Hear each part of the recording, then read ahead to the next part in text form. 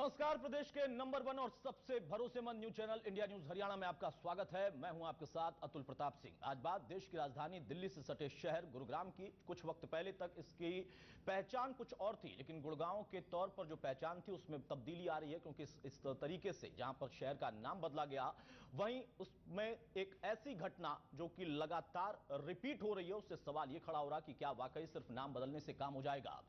लगातार कानून व्यवस्था बदहाली के दौर में है और लगातार घटनाएं इस तरीके की हो रही हैं। इसमें सिर्फ और सिर्फ लूटपाट नहीं, बल्कि उसके अलावा तमाम ऐसी घटनाएं जिसमें सीधे तौर पर हम कह सकते हैं कि जघन्य वारदात है, अब उनको भी अंजाम दिया जा रहा। एक और नया मामला सामने आया और सवाल इसी के साथ उठ रहा है कि आखिर किस तरीके की सुरक्षा है। महिला थाने तो है, महिला सुरक्षा लेकिन कब हो पाएगी और कैसे, क्या कोई सीरियल किलर इन तमाम वारदातों को अंजाम दे रहा।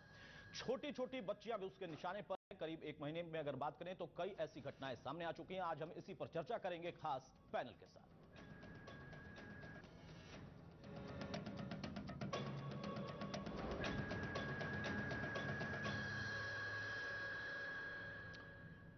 जी हां, तो सवालों पर हम नजर डालें उससे पहले हम आपको एक रिपोर्ट दिखाते हैं। देखिए किस तरीके से पिछले दिनों भी कुछ घटनाएं हुई थी और एक बार फिर से एक और नई घटना। पुलिस के भी हाथ पांव फूल चुके हैं, क्योंकि रेप और रेप के साथ साथ हत्या के मामले और सवाल यहां पर यह खड़ा हो रहा है, शंका इस बात की हो रही है कि क्या वाकई कोई सीरियल किलर है जो कि लगातार महिलाओं और बच्चियों, युवतियों को निशाना बना रहा है। गुरुग्राम में बच्चियां और महिलाओं का शव मिलने का लगातार सिलसिला जारी है। आज भी गुरुग्राम में एक महिला का शव कट्टे से लिपटा हुआ पानी के अंदर मिला। यही वो जगह है जो घसोला गांव का ये एरिया पड़ता है। पिछले 2 महीने में शहर के अलग अलग हिस्सों से लगभग आधा दर्जन बच्चियों का शव बरामद किया जा चुका है और सभी मामलों में हत्या करने का तरीका एक ही जैसा है। पुलिस परेशान है। एक के बाद एक हो रही हत्या और बलात्कार के बाद शव को ठिकाने लगाकर अपनी काली दुनिया में गायब हो जाने वाले शैतान की तलाश पुलिस कर रही है और उधर वो दरिंदा लगातार शहर में बच्चियों और महिलाओं को निशाना बना रहा है। गुरुवार को शहर के घसेला इलाके से तालाब में एक और महिला के शव को बरामद किया गया। शुरुआती जांच में ये मामला भी बलात्कार और हत्या के बाद शव को ठिकाने लगाने का लगता है। वहीं शव मिलने की खबर से पूरे इलाके में सनसनी मची हुई है। आया सुबह को, जब देख रहा था एक जेंट्स और एक लेडीज लाश देख रहा था, तो मैं आया, देखा लाश पड़ा हुआ है यहाँ पानी में सामने। तो उन्होंने बोला पुलिस को खबर करना पड़ेगा। पुलिस को खबर किया, पुलिस आया, लाश को उठा के यहाँ से ले गया। शव मिलने की खबर पाकर पुलिस ने शव को कब्जे में लेकर जांच शुरू कर दी। हालांकि अभी तक शव की शिनाख्त नहीं हो पाई। एक युवती का शव मिला है जिसमें पुलिस ऑलरेडी इन्वेस्टिगेशन कर रही है। वो क्या है, वहाँ पानी इकट्ठा है उस गड्ढे में जिसमें शव मिला है। एफएसएल टीम भी लगी हुई है, वो इकट्ठे वहाँ पर साक्ष्य इकट्ठे करके इन्वेस्टिगेशन अभी नहीं हुई है, जल्दी हो जाएगी। मामला बेहद गंभीर है। कोई शैतान शहर में घुसकर एक के बाद एक बलात्कार और हत्या के मामले को अंजाम दे रहा है। विकास की बुलंदियों को छूते इस शहर पर एक हैवान का साया है। महिलाएं और बच्चियां महफूज नहीं हैं। शहर वासियों में डर पैदा हो चुका है, लेकिन पुलिस है कि कार्रवाई के नाम पर सिर्फ जांच की बात करती नजर आती है। जिस तरह से ये शव मिल रहे हैं लगातार, और जो ये हत्या का तरीका है वो भी उन्हीं बच्चियों की तरह है जिस तरह से पहले उन्हें रेप के बाद मौत के घाट उतार दिया गया था।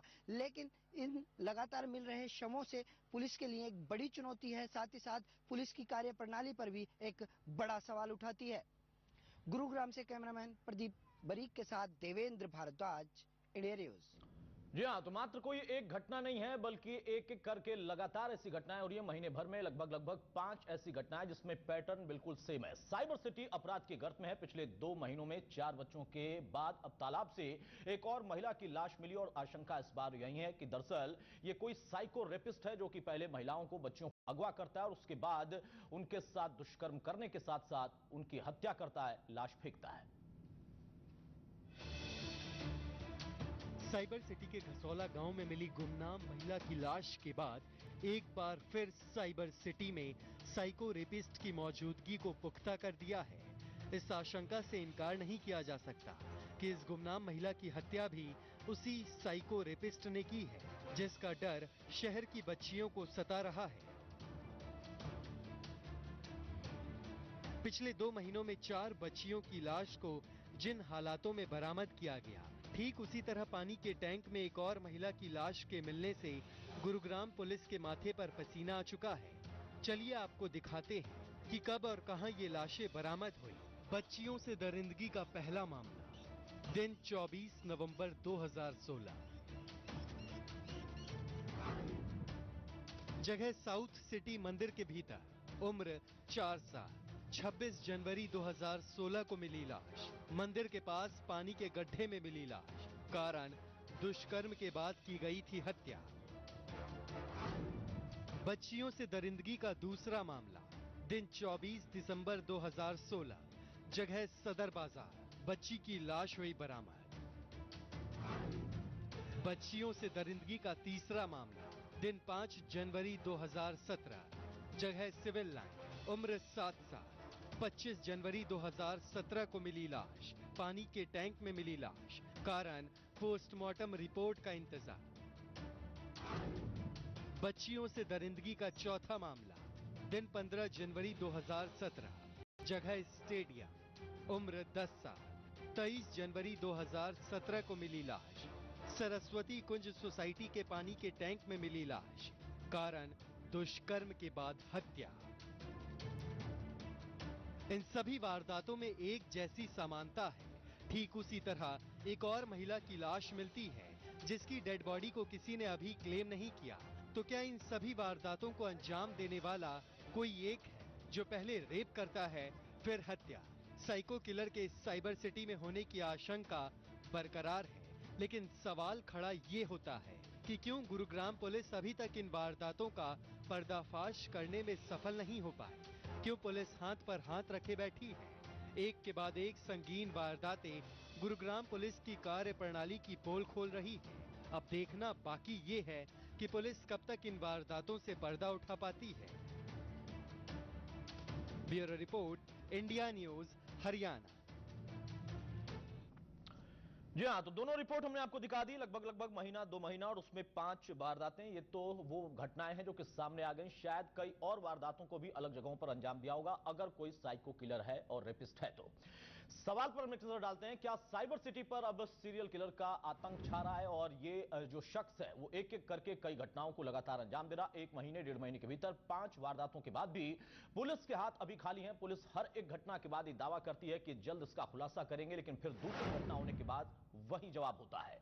महिलाओं को सुरक्षा देने में क्यों नाकाम है प्रशासन, और महिला थाने बनाने के बावजूद भी महिलाओं के प्रति ना तो नजरिया बदला और ना ही वारदातों में कोई कमी आई, लेकिन फिर भी सरकार और प्रशासन कहते हैं कि दरअसल हम सारी व्यवस्थाएं दुरुस्त दे रहे हैं। लेकिन जिस तरीके की व्यवस्था अभी दिख रही है उससे साफ जाहिर है कि बच्चियां अभी सुरक्षित नहीं है, महिलाएं सुरक्षित नहीं है। चलिए हम चर्चा में आगे बढ़ते हैं। मेरे साथ कुछ मेहमान, उनसे मैं आपको तारुफ कराता हूं। मेरे साथ दिल्ली स्टूडियो में वीरेंद्र वशिष्ठ साहब, नेता कांग्रेस के हैं, बहुत स्वागत है वीरेंद्र जी आपका। रेणु भाटिया जी, नेता बीजेपी के, बहुत स्वागत है रेणु जी आपका। हमारे साथ अरविंद भारद्वाज साहब, प्रवक्ता इनेलो के हैं, बहुत स्वागत है अरविंद जी आपका। गुरुग्राम से हमारे साथ अमित नेहरा साहब, वरिष्ठ पत्रकार जुड़े हैं, बहुत स्वागत है अमित जी आपका। और महाराज सिंह जो कि रिटायर्ड आईपीएस हैं, बहुत स्वागत है महाराज सिंह साहब आपका। सबसे पहले महाराज सिंह साहब, मैं आपसे ही शुरुआत करूंगा। पॉलिटिकल प्रवक्ताओं की बात तो अलग हो जाएगी, वो लोग आपस में लड़ाई झगड़ा शुरू कर देंगे, लेकिन आपके अनुभव के आधार पर जिन घटनाओं का हम जिक्र यहां पर कर रहे हैं, आपको क्या वाकई आपको भी महसूस हो रहा है कि हां कोई साइको किलर है, साइको रेपिस्ट है, या अलग अलग घटनाएं हैं लेकिन उसको अब जोड़कर देखा जा रहा है, महज ये शंका भर है? देखो, ऐसा है, पहली बात तो ये बहुत ही दर्दनाक और शर्मनाक है हमारे सबके लिए। दूसरी बात जो आप कह रहे हैं कि अभी तक की जो आपने रिपोर्ट दिखाई उससे लगता है कोई ये साइको ही है जो ऐसा कर रहा है, क्योंकि छोटे बच्चों को उन्होंने टारगेट बनाया और फिर जो उसका डिस्पोजल का तरीका वो भी उसी तरीके का सारों में।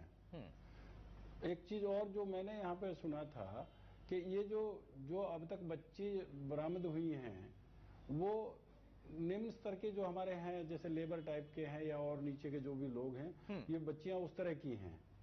तो एक तो पुलिस को ये देखना होगा कि वो अलग अलग जगहों से जैसे इनको उसे एक मतलब लुभाने का उसके पास कोई ना कोई तरीका है, उसके पास ट्रांसपोर्ट करके ले जाने का तरीका है, और फिर उसको डिस्पोज करने के लिए फिर से जो है कहीं पानी का सहारा लेता है वो। तो ये 2-3 चीजें जो है ये वो जो पुलिस को देखनी होंगी कि लुभाने का तरीका उसका है जो वो देखना होगा, जो वो ट्रांसपोर्ट करके ले जाता है, जिंदा को ले जाता है या मारने के बाद ले जाता है, वो भी उसका एक तरीका तो है। तो इस पे भी गौर करना होगा। और ये बात आपकी सही है कि साइको तो कोई न कोई है ये। चलिए, यानी आपको भी लगता है, खुद आप रिटायर्ड आईपीएस हैं, आपका भी अनुभव यही कहता है कि हाँ, जो घटनाएं घटित हो रही हैं ये कोई एक शख्स इन वारदातों को अंजाम दे रहा है, क्योंकि पैटर्न एक है। लेकिन अब सवाल यहां पर ये खड़ा होता है कि इतनी घटनाएं हो जाने के बाद भी हमेशा जवाब सिर्फ यही क्यों मिलता है कि हम खुलासा करेंगे। स्लम एरियाज या किसी भी एरिया में अगर कोई बच्ची को, किसी महिला को टारगेट कर रहा है और एक एक करके घटनाओं को अंजाम दे रहा है, तो फिर पुलिस अभी तक खाली क्यों है उसके हाथ, अभी तक क्यों अंधेरे में ही वो तीर चला रही। रेणु जी, मैं आपके पास आ रहा हूं। आपकी सरकार दूसरे राज्यों में जाकर, जो आपके पार्टी है वो कहती है कि हम जहां जहां सत्ता चलाते हैं वहां बड़ा अच्छा माहौल है कानून व्यवस्था को लेकर। आप यूपी में भी बहुत लंबी लंबी बातें कर रहे हैं कि हमको जिताइए। हरियाणा में और गुरुग्राम जैसे शहर में, जिसका आपने नाम बदला है, वहां पर पैटर्न किलर है, सीरियल किलर है, साइको किलर है, जो कि रेप भी कर रहा है, उसके बाद हत्या भी कर रहा है। आपके महिला थाने क्या कर रहे हैं, आपकी पुलिस क्या कर रही है? देखिए अतुल, जो घटनाएं ये घटी हैं ये बहुत शर्मनाक हैं और दुखदाई हैं कि बेटियों के साथ आज जो मानसिकता है वो वही चेंज करने के बावजूद, प्रयत्न करने के बावजूद भी वैसी ही है। लेकिन जो पैटर्न आपने बताया कि जो एक व्यक्ति एक ही तरीके से सब बच्चियों को कर रहा है और उसकी जो आइडेंटिफिकेशन की गई वो बच्चियां भी उसी क्लस्टर से हैं जो डेली वर्किंग लेबर क्लस्टर है, ये सोचने का विषय तो डेफिनेटली है, मैं इससे डिनाई नहीं करूंगी। कौन सोचेगा? हम ही लोग सोचेंगे, आप और हम, समाज सोचेगा, नहीं, हम पुलिस सोच के क्या कर लेंगे मैडम? हम पुलिस सोचेगी, डेफिनेटली पुलिस सोचेगी। भारद्वाज साहब उस पर टिप्पणी कर सकते हैं, आप पर प्रहार कर सकते हैं, पुलिस क्या कर रही है? आज की घटना के लिए मेरी बात हुई एक अधिकारी से और मैंने पूछा कि इस तरह से जो हो रहा है, वो यही कह रहे हैं कि हमने हर क्लस्टर में कुछ अपने सिविल यूनिफॉर्म के मेल फीमेल दोनों लगाए हुए थे पिछले दिनों में, कि जो रूटीन चेकिंग कर रहे हैं कि ऐसा कौन सा व्यक्ति है जो लोग बाहर काम करने जाते हैं और वो इस एरिया में राउंड लगाता है। तो इस चीज की जांच वो इस तरीके से कर रहे हैं और लगे हुए हैं। तो मैंने उनको यही बात की थी कि आप पर्टिकुलर एक क्लस्टर को अगर पकड़ते हैं तो दूसरे एरिया से ऐसा हो रहा है, तो उन्होंने यही बात रखी कि एक मेल फीमेल सिविल यूनिफॉर्म में इस तरह से चेकिंग पे लगाए हुए हैं और बहुत जल्दी हमारी पकड़ में आ जाएगा, क्योंकि जो व्यक्ति सब बातों को अंजाम, कई 3-4 केसेस को अंजाम उसने एक ही तरीके से दिया है, तो उसका आना जाना, जैसे हमारे रिटायर्ड आईपीएस ऑफिसर्स ने भी कहा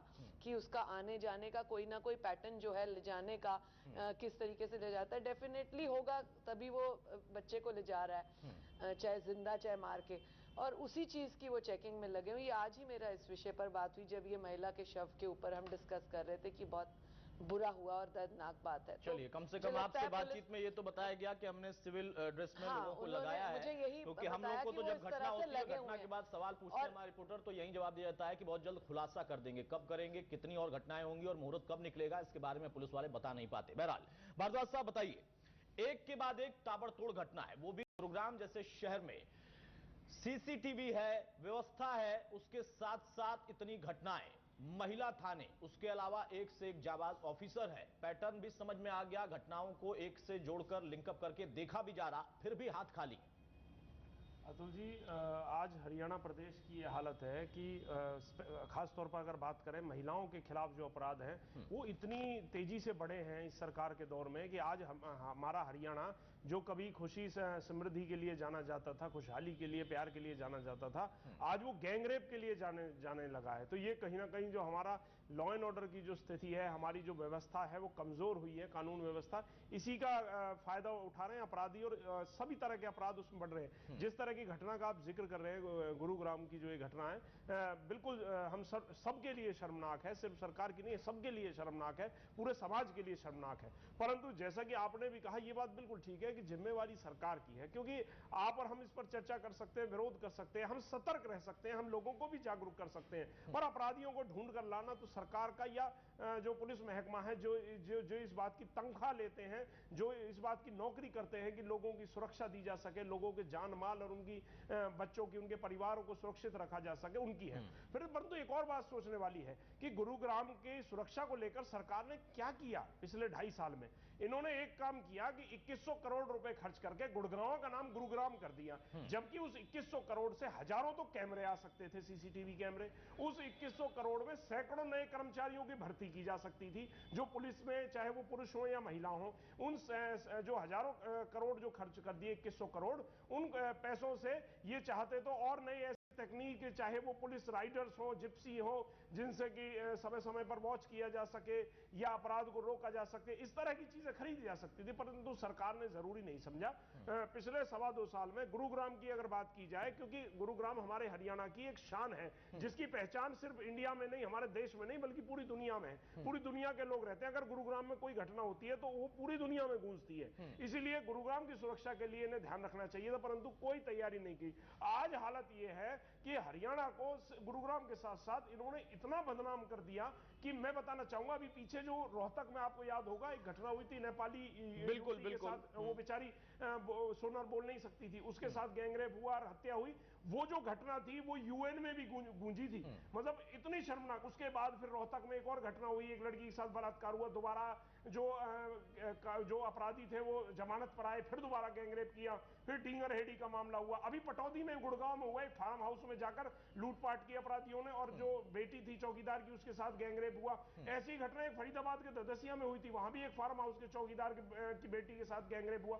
तो ये बहुत आम हो चुकी है। यानी एक तरफ भारद्वाज साहब, जैसा आप जिक्र कर रहे हैं कि बाकी तो तमाम अलग अलग घटनाएं तो हो रही, लेकिन अगर गुरुग्राम में इन घटनाओं का हम जिक्र करें तो यहां तो और ज्यादा सक्रियता बढ़ जानी चाहिए थी पुलिस की, क्योंकि ये एक अलग तरीके से घटना घटित की जा रही। एक बात और मैं बोलना चाहूंगा संक्षिप्त कि सरकार ये जरूर बताए, रेणु जी मेरी बड़ी बहन यहां आई है प्रवक्ता के तौर पर, वो ये जरूर बताएं, बड़ी बड़ी बातें नहीं हमने ये किया हमने वो किया, आप ये बताएं कि सिर्फ अगर गुरुग्राम की बात करें, ये 4 बच्चों की जो हत्याएं पहले हुई और ये 5वीं जो महिला के जो शव मिला है, उन 4 के होने के बाद आपने क्या एक्शन उठाया? क्या कोई नई आपने कोई कमेटी गठित की?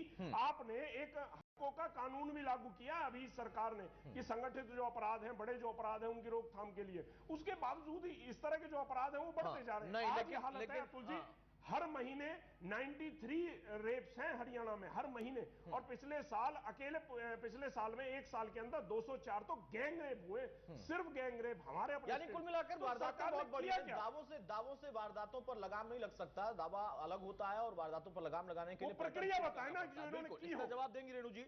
वीरेंद्र जी बताइए, आपका भी मानना है कि सरकार की ये नाकामी है और सरकार के जरिए जो तंत्र है, पुलिस तंत्र, वो भी नाकाम हो गया है। घटना हो रही है लेकिन सिर्फ कि खुलासा हो जाएगा, इसी पर अटके पड़े। अतुल जी, सबसे पहले तो ये इतना दुखद विषय है कि जिस प्रकार का हत्या से पहले दुष्कर्म और कुकर्म करने के बाद ये किया जाता है, और उन लोगों को कहीं नाले में, कहीं स्टेडियम के यहाँ किस प्रकार से डिस्पोज ऑफ करता है वो लाशों को, इससे बड़ा दुखद काम नहीं है। रेणु जी भी इस बात से सहमत रहेंगी कि वो सीरियल किलर इतना निर्भीक होके घूम रहा है इनकी सरकार में कि वो आता है, अपने अंजाम देता है और चला जाता है। ना ही इनकी सरकार, ना ही इनकी पुलिस उसका कुछ बिगाड़ पाती है। इससे एक बात क्लियर है कि आज हरियाणा और गुड़गांव के अंदर पुलिस का भय खत्म हो चुका है अपराधियों के बीच में। इनकी सरकार आने से पहले इन्होंने 2014 में नारा दिया, बहुत हुआ महिलाओं पे अत्याचार, अब की बार मोदी सरकार, बहुत हुआ अत्याचार, अब की बार मोदी सरकार, और गुजरात मॉडल लाएंगे और सबको बचाएंगे। क्या रेणु जी ये बताएंगी, क्या यही मॉडल था गुजरात का? क्या जिस हरियाणा को शांति के लिए जाना जाता था, जिस हरियाणा को भाईचारे के लिए जाना चाहता था, आज वो भयावह स्थिति में आपने ला दिया है। आज गुड़गांव के अंदर ये हालात हैं, तो आप प्रदेश के दूसरे हिस्सों में क्या होगा कि उनकी तो कंप्लेंट भी दर्ज नहीं हो रही होंगी कि यहाँ दिल्ली, गुड़गांव की अलग से पुलिस है, व्यवस्था है, कमिश्नरेट है, उसके बावजूद क्या आप एक भी ऐसे अधिकारी, क्योंकि अब ये घटना 1-2 दिन की नहीं रही है, 1.5 महीने से ऊपर हो गया है, और जो बच्चों पे वो हो रहा है, एक भी क्लू आपको नहीं मिल पाया है। क्या आपकी सरकार ने कितनी बार रिवीजन मीटिंग की? आप ठीक है नहीं पकड़ा जा रहा, आप ये भी नहीं बता पाएंगे कि आपने क्या एक्शन प्लान किया। और एक ही चीज कॉमन होने के बावजूद भी आप कुछ नहीं करना चाह रहे। अगर वो गरीब के बेटे हैं, जो आपने भी कहा, गरीब के बच्चों को भी उतना ही अधिकार है इस हरियाणा में जितना एक अमीर के बच्चों को है। उनको भी जीने का उतना ही अधिकार है जितना कि दूसरे हरियाणा वासियों को है। आप ये कहकर भी नहीं बचा सकते अपने आप को कि वो गरीब क्लस्टर के लोग हैं। क्लस्टर के लोगों को भी जीने का ऐसा तो नहीं कहा रेणु जी ने, ऐसा बिल्कुल नहीं कहा। बहुत संक्षेप में आप जवाब दीजिए रेणु जी, उसके बाद मैं नेहरा साहब के पास अतुल जी, मैं अपने बड़े भाई को जरूर कहूंगी कि इस बात को वो करेक्ट कर लें कि गरीब की बेटी हो या अमीर की बेटी हो, जो दुखदाई घटनाएं घटी हैं वो सबके लिए उतनी ही शर्मनाक, दर्दनाक होती हैं। इसलिए ये बात आप थोड़ा वर्ड्स को चेंज करें। मैंने इस वर्ड्स को नहीं कहा। मैंने सिर्फ उसके बावजूद आपने गरीबों के लिए मैंने ये कहा कि वो जो सीरियल किलर है उसकी जो मानसिकता है, जो उसकी डर्टी थिंकिंग है, वो इसी तरह से है कि जहाँ पे उसको इजी अवेलेबिलिटी होती है। अभी हम डिस्कस भी कर रहे थे कि नॉर्मली इस तरह के क्लस्टर में वर्किंग लोग ऐसे होते हैं जो घर से नौकरी पे जाते हैं और पीछे से इस तरह की सोच सोचते हैं, इसलिए वो एरिया टारगेट करते हैं। मैंने उस मानसिकता से कहा, और तभी तो मैंने कहा कि उसी एरिया को ज्यादा टारगेट करके उन्होंने सिविल यूनिफॉर्म में अमित नेहरा साहब बताइए, पत्रकार के तौर पर हम लगातार इन तमाम खबरों को देखते हैं, दिखाते हैं, चर्चा करते रहते हैं, और जब पॉलिटिकल मेहमान हमारे साथ, चाहे वो सत्ता पक्ष के जुड़े हो या फिर विपक्ष के जुड़े हो, तो उनका तो काम है कि वो एक दूसरे को यहां पर पराजित करने के लिए हर एक तरीका इस्तेमाल करेंगे। लेकिन ये विषय पराजित करने का नहीं है, ये विषय पराजित करने का नहीं है। सबसे अहम बात यह है कि गुरुग्राम शहर का नाम बदलकर अपनी पीठ थपथपा ली, पुलिस महकमे को ऊपर से नीचे तक बदलने की बात कही गई, महिला थाने का जो एक यहां पर विकल्प तलाशा गया, उसकी तारीफ अभी कल ही परसों प्रधानमंत्री ने एक बार फिर से की सदन के अंदर। बावजूद उसके सीरियल किलर और सीरियल रेपिस्ट वहां पर घूम रहा, और पुलिस कह रही कि हमने एक दो लोगों को लगाया, जैसा रेणु जी ने बताया, मुझे नहीं पता था कि एक दो लोगों को हर इलाके में हमने लगाया है, वो वॉच कर रहे हैं। मर्डर और रेप होते रहेंगे, पुलिस वॉच करती रहेगी। वॉच का आप मुझसे पूछ रहे हैं? नेहरा साहब, देखिए अतुल, बात यह है थोड़ा अतुल देखिए, थोड़ा सा मैं लंबा बोलूंगा इस विषय पे। पहली बात क्या है कि सरकार का प्राथमिक कार्य क्या है, पहला काम क्या होता है। सरकार का पहला काम ये होता है कि अपने जो देश या प्रदेश की जो जनता है उसकी जान और माल की सुरक्षा की गारंटी लेना। बाकी चीजें उसके बाद हैं। अगर जान ही सलामत नहीं होगी तो बाकी क्या करेगा आदमी। तो बात ये है कि ये पहली बार नहीं है हरियाणा में कि सीरियल रेपिस्ट हो, सीरियल किलर आया हो। इससे पहले भी बहादुरगढ़ में भी मेरे ख्याल से महाराज सिंह जी को भी अच्छी तरह पता होगा, 1996, 97, 98 2-3 साल तक लगातार आतंक रहा था बहादुरगढ़ में। दिल्ली से सटा हुआ इलाका है बहादुरगढ़, वहां भी कम से कम भी 15 से 20 बच्चियों के साथ इस तरह का कांड। चलिए चर्चा में आगे बढ़ते हैं। सबसे पहले मैं रेणु जी आपके पास आऊं, उसके पहले चाहूंगा महाराज सिंह साहब से एक सवाल ले लूं। महाराज सिंह साहब, मैं आपसे जानना चाहूंगा, जो घटनाएं आपको भी लगता है कि हाँ ये एक पैटर्न के तौर पर वारदात को अंजाम दी जा रही है और साइको किलर है, साइको रेपिस्ट है, 1.5 से 2 महीने का वक्त बीत गया, आपको खुद कितना महसूस होता है कि पुलिस ने इसको कितनी गंभीरता से लिया है या गंभीरता से नहीं लिया है, और अभी तक क्या कदम इसमें उठा दिए जाने चाहिए थे ताकि कम से कम पॉइंट आउट हो जाए, कोई तो सुराग हाथ में आए? देखो, पुलिस के लिए बहुत चैलेंजिंग ये है। पुलिस की साख एक तरह से साख उस पर लगी हुई है, एक तरह से कहें हम दाव पे लग रही है साख उसकी। दूसरी बात, लोगों में एक जो भय पैदा होता है ऐसे जो वारदात होती है उनसे, उसमें पब्लिक जो है ना वो भय में हो जाती है। अब जैसे हम कहते हैं कि भाई वो क्लस्टर से उठा रहा है, अब क्लस्टर्स में गरीब आदमी जो रह रहे हैं वो मजदूरी करें या वो दिमाग को वहां रखें कि घर पे क्या हो रहा है। पहली बात तो लोगों में विश्वास पैदा करने के लिए ऐसा 2-2 आदमी से काम नहीं चलता है, और गुड़गांव में इतने क्लस्टर हैं कि उससे 2-2 आदमी से काम चलेगा ही नहीं यहाँ पे। उनको पहली बात तो ये था कि जो क्लस्टर्स हैं उनमें एक इस तरह से पुलिस की वहां पे हाजिरी हो कि लोगों को लगे कि तुम अगर घर से निकल रहे हो तो पीछे सेफ्टी है, ये बहुत जरूरी है। दूसरे, जो उसका पैटर्न है उसके पैटर्न पे उसका पीछा करना होगा। मैं जो पहले कह रहा था जी कि वो लुभाता है बच्चियों को, जिस तरह से भी लुभाता है, उसका एक लुभाने का तरीका अलग से है। वो उसके बाद रेप करता है, तो रेप के लिए भी उसके पास कोई जगह है जहां वो रेप करता है। उसके बाद डिस्पोजल की है। अब डिस्पोजल के स्थान तक ले जाना, ट्रांसपोर्टेशन का भी उसके पास ऐसा तरीका है जिससे वो ट्रांसपोर्ट करता है। बिल्कुल। और जहां से लुभाता है वहां लोगों को वहम ना हो कि, तो ये भी तो उसका एक तरीका है ना। जी हाँ, बिल्कुल। और ये ऐसे बिंदु हैं जो कि आप एक पुलिस अधिकारी के तौर पर बता रहे हैं कि अभी तक जो सामने आ चुकी थी बातें, तो इनको फॉलो करना चाहिए था, इनको किस तरीके से ट्रैक कर सकते थे, ये पुलिस का काम था जो नहीं किया गया। एक सवाल और मैं महाराज सिंह आपसे लूंगा। मेरा सवाल यह है कि क्या जो घटनाएं घटित हुई हैं गरीब परिवारों से है, क्योंकि वो सवाल वीरेंद्र जी ने उठाया था, मैं उस नजरिए से नहीं उठा रहा। मेरा सवाल यह है कि चूंकि गरीब परिवार हैं, छोटे परिवार हैं, उनका उतना ज्यादा पुलिस पर दबाव नहीं, या फिर मामला इतना सुर्खियों में नहीं, ये वजह भी है कि वो घटनाओं को उन्हीं इलाकों में अंजाम दे रहा, वहीं से बच्चियों को उठा रहा, और पुलिस इस वजह से कि मामला बहुत हाई प्रोफाइल नहीं, बहुत आराम से हाथ पर हाथ धर के बैठी है, या एक ट्रैक पर धीरे धीरे चल रही है। देखिए, ये एक पार्ट तो हो सकता है, लेकिन कुल मिला के ये नहीं है।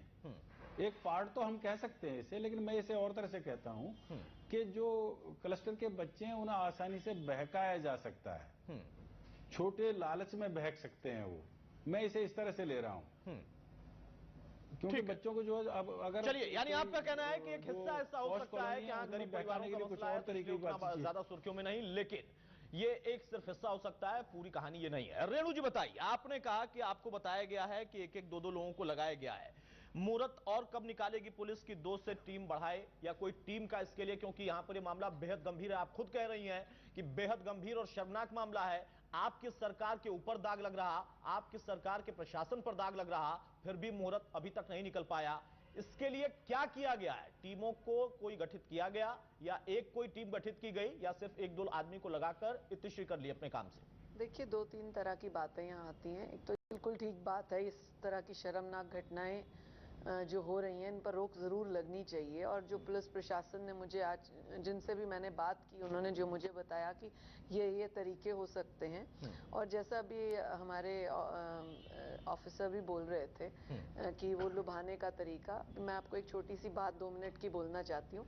मैं बीच में एक मनोर कहानियों में एक बात पढ़ी थी कि एक व्यक्ति कैसे पकड़ा गया था कि वो अपने रिलेशंस में बच्चियों को इस तरह से गुमराह करता था, या बेटा बेटा करके और इस तरह से करता था। तो जब परिवार में 2 बच्चियों के साथ ऐसा हुआ, तब पता लगा बच्चियों से कि परिवार के ही सदस्य ने, रिश्तेदारी में किसी ने ऐसा किया। तो सेम थ्योरी यहाँ पर है कि कोई जो व्यक्ति ये इसकी साइकोलॉजी ऐसी ही है, 1 मिनट के लिए, इसकी साइकोलॉजी ऐसी ही है कि ये उनको किसी ना किसी चीज से लुभा रहा है, इसी चीज के, इसी चीज के, नहीं, मैं समझ गई हूँ आपकी बात। मैं बता रही हूँ आपको जो साइकोलॉजी, मैं इसलिए बोल रही हूँ आपको कि जो साइकोलॉजी चीजों को पॉइंट आउट करें, इसके लिए पुलिस है, पुलिस ने अभी तक साइकोलॉजी जो कितने एक्शन उठाए, कितनी टीमें गठित की गई? वही मैंने आपको बताया कि उन्होंने मुझे जो बताया कि उन्होंने इस तरह से प्राइवेट यूनिफॉर्म में लोग रखे हैं कि देखें कि कौन ऐसा व्यक्ति इस तरह से आता जाता है। डेफिनेटली क्लस्टर्स बहुत है, एरियाज बहुत हैं, और जो अभी चर्चा हो रही थी कि गरीब लोग हैं, गरीब बच्ची है, गरीब या अमीर का सवाल नहीं है, बच्ची के साथ दुष्कर्म हुआ, बच्ची की हत्या हुई, सब बच्चे सबके बराबर है, बेटियां सबकी बराबर है, इस सोच के साथ हमें चलना होगा। और पुलिस के ऊपर देखिए, पिछले दिनों में भी इस तरह के अपराध जो हुए, अतुल, जो पिछले दिनों में भी इस तरह से अपराध हुए, मुख्यमंत्री जी ने भी इस बात को कहा कि इस चीज को सख्ती से लेना होगा, कहीं पर भी पुलिस अधिकारी ढिलाई ना बरतें। ये बात अभी लेटेस्ट बात में भी हुई। हुआ क्या घटनाएं भी हो रही हैं, अब सीरियल किलिंग होने लगी है, और आप कह रही हैं कि हम एक एक दो आदमी लगाकर सरकार भी प्रयास करता है, जहां पर पुलिस की कमी है, कितने और ऐसे कितने और मामले सामने आ जाएंगे तब खुलासा होगा। सरकार पूरी तरह से प्रयासरत है, जहां पे कमी है, भर्ती की भी प्रक्रिया चल रही है, 6000 पुरुष पर। मैं विशेषकर रेणु जी और महाराज सिंह जी के एक्सपीरियंस है उसके बारे में मैं एक क्वेश्चन उठा रहा हूं। पहली हत्या होती तो मैं समझता कि आपके पुलिस अधिकारियों को नहीं समझ में आया, और महाराज जी भी बता देंगे इसमें कि अगर कोई ऐसा घटना होती है तो स्पेशल पुलिस की कमेटी बनाई जाती है, और उसकी रिपोर्टिंग डायरेक्ट होती रहती है सरकार को भी और पुलिस कमिश्नर को भी। आप क्या ये कह पाएंगे कि इसके लिए कोई स्पेशल टास्क टीम बनाई गई? बताइए अगर रेणु जी, बता बताइए। सकते हैं तो बताएं। देखिए, और रेणु जी रहा बताइए, गरीब जल्दी और जल्दी, अमीर मैं का, वक्त क्या में बात आपकी कम है। सरकार के पुलिस से किसी जो भी बात- मुखिया ने रेणु जी बताइए, नहीं रेणु जी सिर्फ ये कहने से कि हम भर्ती कर रहे हैं, प्रक्रिया चल रही है, ऐसे नहीं चलेगा। गंभीरता कितनी है एक्शन रिपोर्ट, पुलिस से जो एक्शन चर्चा हुई रिपोर्ट आप उन्होंने बता ये दें। कहा, पुलिस से जो चर्चा हुई उन्होंने ये कहा कि हमने इसके ऊपर सीरियस एक्शंस लेने शुरू किए क्या? हैं। और क्या? कोई देखिए, टास्क ये सिर्फ कहानी मुझे की बात लगता है नहीं कि मैडम, पुलिस कि अपनी इस लिया बात का है। खुलासा नहीं करना नहीं, चाहेगी करेंगे। कभी कि भी वो होता किस है तरह तो से स्पेशल टास्क किस तरह से वो के लिए जो डेफिनेटली कमेटी बने- स्पेशल कोई ऑफिसर उन्होंने डेप्यूट नहीं किया तो उसका नाम बता दें कुछ कि पुलिस ने इन्होंने बनाया एक है। नहीं, आपका हमारे क्या ऑफिसर- कहना है कि गोपनीयता IT गोपनीयता की वजह से ऑफिसर खुलासा बीच में नहीं हो बैठे रहा? हैं, वो जानते महाराज हैं जी कि बता जो भी देंगे टास्क कि किस तरह स्पेशल से जब बनाया टास्क जाएगा बना हम जाए उसको खुलासा नहीं करेंगे ताकि वो ठीक है। कोई अरविंद जी, स्पेशल अरविंद जी, आप किलर तक बात अरविंद जी, आप पहुंचे, बोले। उस बात को अतुल जी, बताएंगे नहीं। अतुल जी, मैं हैरान हूं और मुझे ताजुब है कि जो मेरी बहन जी यहाँ बैठी हैं भाजपा की प्रवक्ता के तौर पर, वो अभी भी इस विषय की गंभीरता को नहीं समझ रही हैं। नहीं, ये सिर्फ इतना कह देने से काम नहीं बनता कि ये शर्मनाक है, दुखद है और हमें दुख है, हम कार्रवाई करेंगे, और आप मनोहर कहानियों के जो किस्से सुना रही हैं उनसे बात नहीं बनती। और ये आपका काम नहीं मैंने ये है बात कि सिर्फ कैसे जांच एग्जाम्पल होगी, के लिए क्या हुआ बताई कि होगा, सेम ये स्टोरी पुलिस थी। का काम है। दूसरी बात, इतने दिन हो गए, एक के बाद दूसरी हुई, फिर तीसरी हुई, फिर चौथी वारदात हुई और अब पांचवी। आप ये सोच के देखिए, पहले जो 4 वारदात हुई वो बच्चियों के साथ हुई, उसके बाद जब उस अपराधी को लगा कि उसका कुछ नहीं बिगड़ रहा, उसके खिलाफ महिला कुछ को काम भी नहीं हो टारगेट रहा, किया। फिर उसकी हिम्मत इतनी बड़ी कि एक महिला के साथ उसने किया। तो क्यों ना मुख्यमंत्री जी ने खुद इसमें इंटरफेयर करते हुए, इसमें इंटरेस्ट लेते हुए इस मामले में उन्हें एक टास्क फोर्स बना देनी चाहिए थी, एक ऐसी टास्क फोर्स जिसका इंचार्ज कोई आईपीएस लेवल का अधिकारी हो, क्योंकि ये बहुत संगीन मामला था, और वो भी उस प्रदेश में जिसके माथे पर गैंग रेप में नंबर 1 होने का कलंक लग चुका हो, उस प्रदेश में इतनी बड़ी घटना हुई। मैं एक और भी बात पूछना चाहता हूं, मैंने पहले पूछी, उसका जवाब नहीं दिया रेणु भाटिया जी ने, कि जब ये हमारे माथे पर कलंक लगा गैंग रेप में नंबर 1 होने का, और ये जो 4 बड़ी बड़ी घटनाएं हुई, क्या मुख्यमंत्री जी की ओर से कोई ऐसा बड़ा बयान, कोई ऐसी बड़ी हाई लेवल की मीटिंग किसी ने देखी कि महिला और बच्चियों की सुरक्षा को लेकर सरकार गंभीर नजर आती हो? आप स्वर्ण जयंती समारोह को मनाने के लिए गंभीर हैं, आप गीता जयंती समारोह को मनाने के लिए गंभीर हैं, आप सरस्वती को खोदने के लिए गंभीर हैं, उनके लिए हाई लेवल मीटिंग करते हैं, सारी बिल्कुल, इसमें कोई शक शुबा करोड़ों नहीं। रुपए लगा और देते हैं। मैं परंतु कहता हूं, स्वर्ण जयंती भी एक और बात, मनाइए, आप गीता जयंती भी मनाइए, अतुल जी, एक और बात बस मैं कहूंगा हाँ। कि यहां बैठकर आप ये सिर्फ ये कहते हैं कि दुखद है और हम कार्रवाई करेंगे, इतने से काम नहीं। आप एक मिनट के लिए ये भी सोचकर देखिए, जब उस बच्चियों के साथ ये घटना हो रही होगी, उनकी मनोस्थिति क्या होगी, उनके दिमाग पर क्या बीत रहा, उनके साथ क्या बीत रहा होगा, उन्होंने कितना पुकारा होगा अपने माँ बाप को या और किसी को, पड़ोसी को बचाने के लिए, उस स्थिति को समझने की कोशिश की। मैं तो ताजुब है मुझे, ठीक है, यानी गंभीरता की वाकई कमी है, वाकई कमी है। खट्टर साहब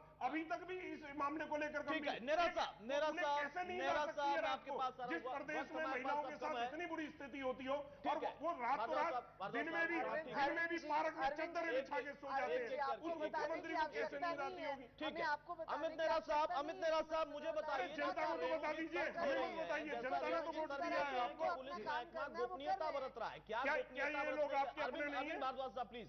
नेहरा साहब, क्या गोपनीयता बरतने के लिए अभी तक कोई खुलासा नहीं किया कि टीम बनी है नहीं बनी है, या ये सिर्फ इनको घुमाने की एक बात अधिकारियों ने बता दी है?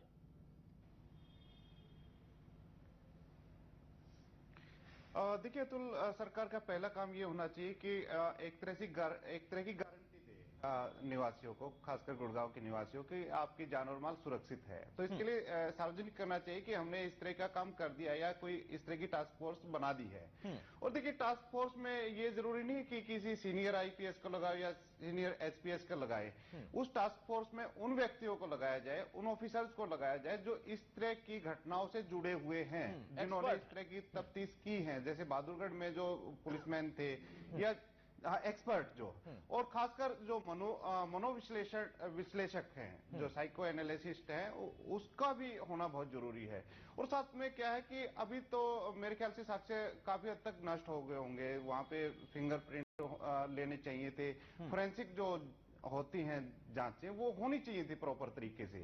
तो जितना टाइम बीतता जाएगा वो सारे एविडेंस खत्म होते जाएंगे। बिल्कुल। अच्छा, दूसरी बात एक और जो मैंने व्यक्तिगत रूप से महसूस की है 15-20 साल के जो मेरे पत्रकारिता के कैरियर में, पुलिस की बात की जाए, और मैं तो खासकर हरियाणा पुलिस की बात करूंगा, खुफिया तंत्र फेल हुआ है। एक में पास हुआ है, एक में फेल हुआ है, दो तरह की बातें हैं। पहले क्या था कि मुखबिर का एक तंत्र था, हरियाणा पुलिस के पास। हर शहर में, हर गांव में पुलिस का कोई ना कोई मुखबिर होता था, जो गांव की या शहर की या मोहल्ले की सूचनाएं हर समय पुलिस को प्रोवाइड कराता था, और पुलिस भी उसको प्रोटेक्ट करती थी कि आप हमें सूचनाएं दो, और वाइस वर्सा होता था उनका।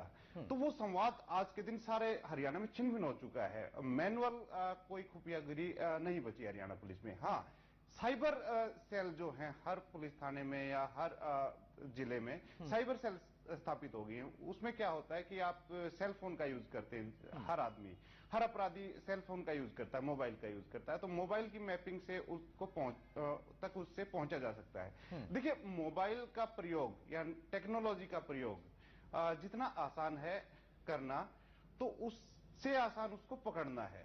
लेकिन आप कल्पना कीजिए, अगर कोई अपराधी आधुनिक जो प्रणाली है, संचार प्रणाली, मोबाइल का, टेलीफोन का, इनका उपयोग ना करे तो पुलिस के पास कोई तंत्र नहीं मैं बचा बिल्कुल है आपकी बात समझ रहा हूं कि जो हमारी पुरानी व्यवस्था होती है, का जो पैरेलल जो तंत्र है, जी, जो मुखबिर बिल्कुल की एक भूमिका होती है, ये छिन्न भिन्न होना, ये भी अपने आप में बहुत ज्यादा, और ये ऐसा नहीं किसी सरकार के आने के बाद होगी, ये लंबे समय से चलता जा रहा है। और साइबर के उसमें तो हम अच्छा काम कर रहे हैं और अच्छा कर सकते हैं, ये धीरे धीरे पुराना एक पैटर्न था, जो तरीका था, हमने उसको खोया और उसका खामियाजा। बहुत संक्षेप में वीरेंद्र जी कुछ कहना चाहे बोलिए, उसके बाद मैं फाइनल कमेंट की तरफ जाऊंगा। अतुल जी, मैंने पहले भी कहा और फिर मेरा दोबारा से है कि इन लोगों ने बगैर किसी उसके, और फिर मैं कह रहा हूं कि अभी तक कोई भी एक्शन प्लान लेके अभी तक काम नहीं किया गया है।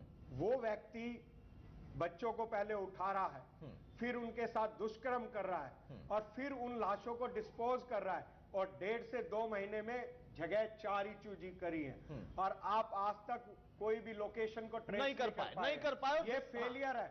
एक चीज कंफर्म हो चुकी है कि अपराधी के अंदर पुलिस प्रशासन का खौफ खत्म हो चुका है, बल्कि उसका और मनोबल बढ़ा है, उसका मनोबल बढ़ा है, और ये गोपनीय रखने की बातों से महिलाओं को भी टारगेट कर रहा है। ठीक है, महाराज सिंह साहब, आप कुछ कहना चाह रहे थे, उसके साथ साथ मेरा सवाल भी है, फाइनल कमेंट सर आप करिए। इस पूरे घटनाक्रम को अगर हम देखें तो गंभीर तो है, लेकिन अगर गंभीरता की बात करें सरकार और पुलिस की, तो क्या आपको महसूस होता है कि हाँ गंभीरता दिखाई गई है? अब तक इसमें क्या हो जाना चाहिए था? आप खुद एक रिटायर्ड आईपीएस ऑफिसर हैं, आपका अनुभव।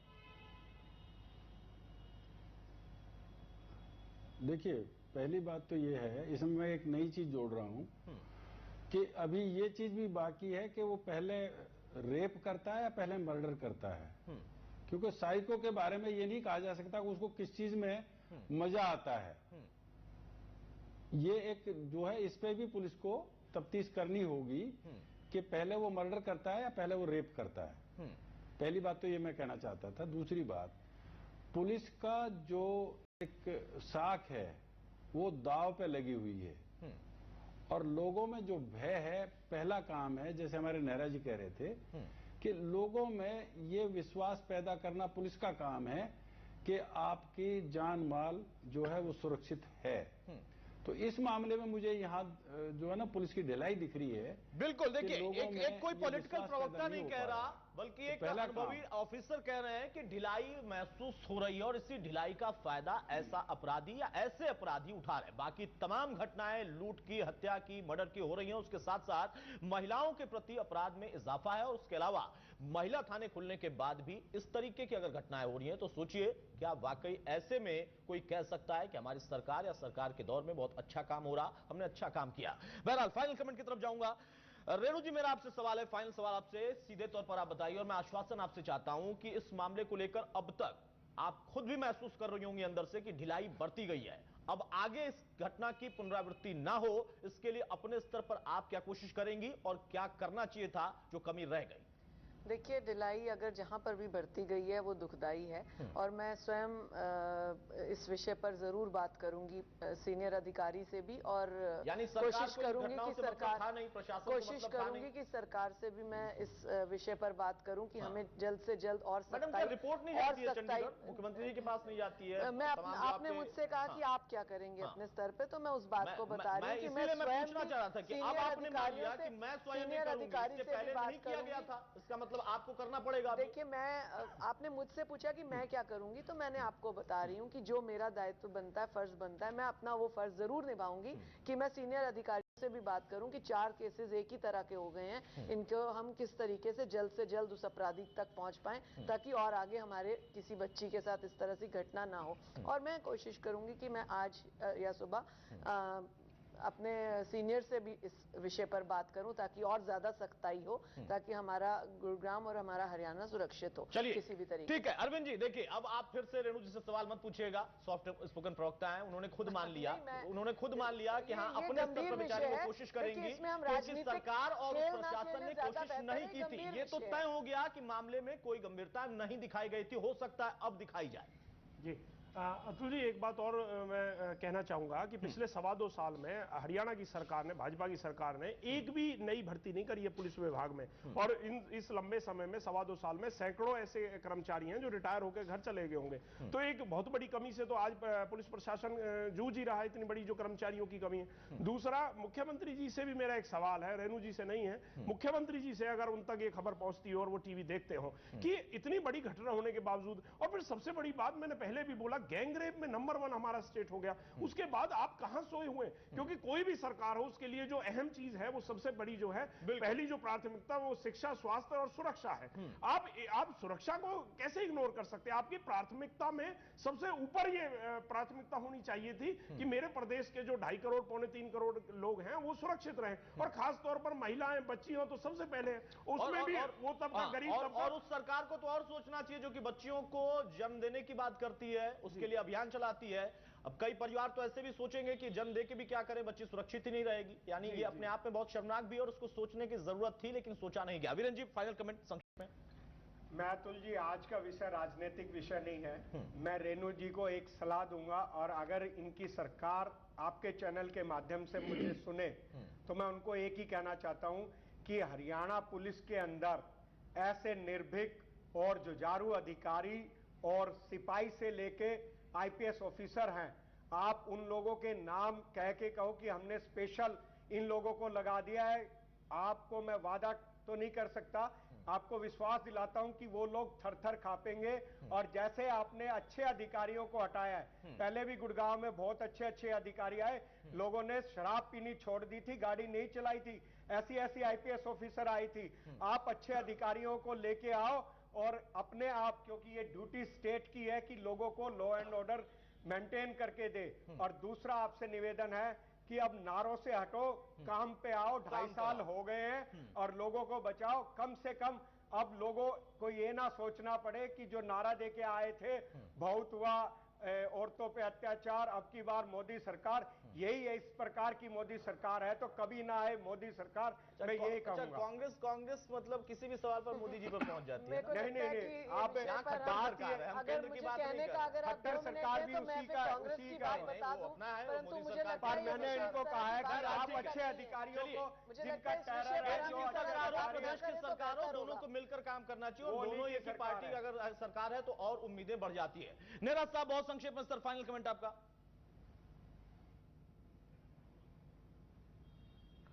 देखिए अतुल, मैं तो ये कहूंगा कि जो पुलिसिंग का काम है, पुलिस डिपार्टमेंट है, वो गृह मंत्रालय के अधीन आता है, और गृह मंत्रालय खुद मुख्यमंत्री जी के पास है। तो मुख्यमंत्री जी को आगे आना चाहिए इस घटना में। ये बड़ी भयानक घटना है, 5 बच्चियों के साथ इस तरह का काम होना।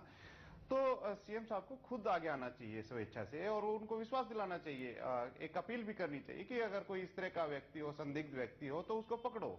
और उसी तरह पे पुलिस कमिश्नरी जो गुड़गांव है, उसको भी एक अपील जारी करनी चाहिए कि इस तरह की घटनाएं हैं और ये क्लू मिल चुके हैं, ये अपराधी है, और उसका स्केच वगैरह बनाए। अभी तक कुछ ग्राउंड पे दिखाई नहीं दिया, ग्राउंड पर दिखाई नहीं दिया, और जो कोशिश होनी चाहिए थी वो नहीं की गई। सर मैं रोकूंगा, वक्त नहीं है मेरे पास। नीरज साहब, माफी चाहूंगा। बहरहाल बहुत शुक्रिया नीरज साहब आपका, महाराज सिंह साहब आपका, रेणु भाटिया जी आपका, वीरेंद्र वशिष्ठ साहब आपका, अरविंद भारद्वाज साहब आपका। जो सरकार और जिस पार्टी के इसकी सरकार चलती है यहां पर, वो दूसरे प्रदेशों में जाकर चुनावी दौर में कह रहे हैं कि आएंगे सत्ता में तो हर एक जिले में 3-3 महिला थाने खोलेंगे। और खुद प्रधानमंत्री संसद के अंदर अभी 2 दिन के पहले ही कह रहे थे कि दरअसल हरियाणा ने एक नजीर पेश की, वाकई नजीर पेश की थी, और हम सबने इसकी तारीफ की थी, लेकिन ना तो महिला थानों का कोई असर और ना ही पुलिस प्रशासन, पुलिस व्यवस्था का कोई असर। और तमाम घटनाओं के बीच में अगर इस तरीके की घटना घटित हो रही है और फिर भी सरकार और प्रशासन दोनों निष्क्रिय पड़ा है। एक दो लोगों की तैनाती करके तो अपने आप में बेहद शर्मनाक है, क्योंकि दाग अगर अच्छे महसूस हो रहे हैं तो अच्छी बात है, लेकिन अगर दाग को हटाना है, सरकार को एक पाक साफ छवि दिखानी है और सख्ती दिखानी है, तो सख्त कदम उठाने जरूरी, जो अभी तक नहीं दिखे। नमस्कार।